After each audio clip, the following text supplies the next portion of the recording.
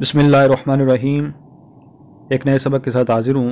آج ہم لفظ امّا اور امّا کی پہچان کے حوالے سے پڑھیں گے کہ جب یہ عبارات میں آتا ہے تو کب ہم نے اس کو امّا پڑھنا ہے اور کب ہم نے اس کو امّا پڑھنا ہے، کیونکہ کلام عرب میں یہ دونوں طرح استعمال ہوتا ہے۔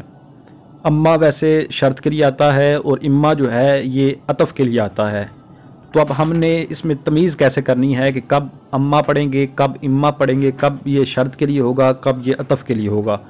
تو اس کی پہچان انتہائی آسان ہے کہ جب بھی یہ آ جائے یعنی امّا یا امّا، اس کا تعین تو ہم بعد میں کریں گے علامت دیکھ لینے کے بعد، کہ اگر یہ آئے اور اس کے بعد آگے فا آ جائے تو اس وقت یہ شرطیہ ہوگا اور اس کو پڑھیں گے امّا۔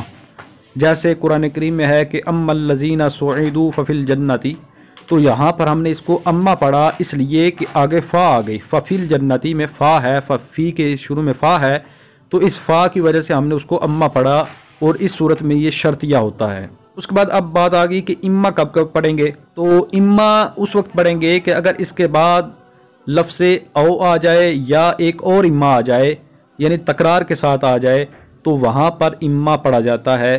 جیسے اتصال الشیء بالشیء اما حقیقتاً و اما مجازاً، اس کو اما اس لیے پڑھا کیونکہ آگے ایک اور اما آ گیا، تو اگر بعد میں ایک اور اما آ جائے تو اس کو اما پڑھنا ہے پہلے کو۔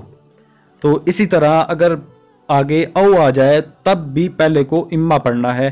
اس کی مثال جیسے ھذا العدد اما زوج او فرد، تو یہاں پر ہم نے اس کو اما پڑھا اس لیے کہ آگے او آ گیا۔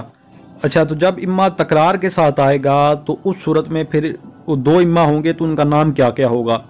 تو جب اما تکرار کے ساتھ آئے تو وہاں پر ایک اما جو ہے اس کے ساتھ واو ہوگی اور ایک اما جو ہے وہ واو کے بغیر ہوگا۔ تو جو اما واو کے بغیر ہوگا اس کو کہتے ہیں تردیدیہ تفصیلیہ، اور جو اما واو کے ساتھ ہوتا ہے وہ عاطفہ ہوتا ہے اور اس کے ساتھ جو واو ہوتی ہے وہ زائدہ ہوگی۔ جمہور کا یہی مذہب ہے کہ وہ واو زائدہ ہوگی اور اما عاطفہ ہوگا۔ اور اس صورت میں معطوف علیہ کا تعین بھی بہت ہی آسان ہوتا ہے کہ جو اما تردیدیہ ہم بنا رہے ہیں اس کے بعد جو کلمہ ہے وہ معطوف علیہ ہو جائے گا اور آگے جو اما عاطفہ ہے اس کے بعد والا جو کلمہ ہے وہ معطوف ہو جائے گا۔ تو اس طرح اما اور امّا کی پہچان کر لی جائے گی جو کہ انتہائی آسان ہے۔ تو اس کے ساتھ اس سبق کا اختتام ہوا۔ انشاءاللہ نئے سبق کے ساتھ حاضر ہوتا ہوں، تب تک کے لیے اجازت۔ السلام علیکم ورحمۃ اللہ وبرکاتہ۔